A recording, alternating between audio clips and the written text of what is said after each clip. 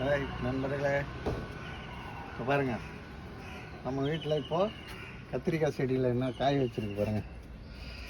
First இப்போ தான் காய் வச்சுருக்கு பாருங்க. முதல்ல கத்திரிக்காய் இருக்கிறோம் இன்றைக்கி தான் ஃபஸ்ட்டு. நிறைய பூ நிறைய வைக்குது. பூ நிறைய வச்சாலும் பூச்சிங்க தொல்லைனால கொட்டிடுது நிறைய. இப்போ தான் பாருங்கள் நிறைய பிஞ்சு இப்போ தான் இறங்குது. நிறைய காய் இப்போ இறங்குற டைம் பாருங்க.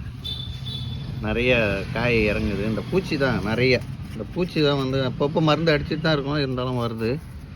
அது என்ன பண்ணுறதுன்னு தெரியல. இல்லை ஒரே ஒரு தக்காளி மட்டும் பயிர்த்துக்கு அதையும் பார்த்து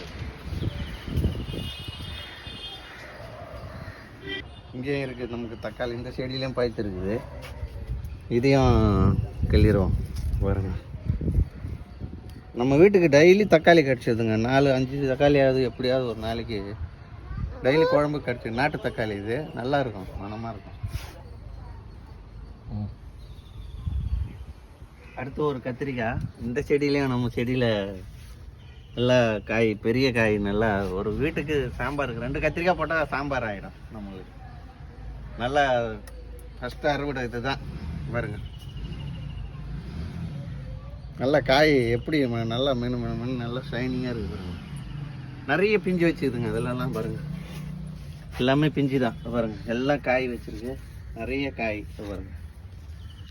எல்லாம் காய் நிறைய காய் இறங்குது. இப்போ தான் இறங்குது நிறைய. இதில் ஒரு 5 கத்திரிக்காய் கிட்ட இருக்கு. இதுலேயும் பூ நிறையா, காயும் இதில் இப்போ தான் எல்லாமே ஃபஸ்ட்டு இப்போ தான் வைக்குது.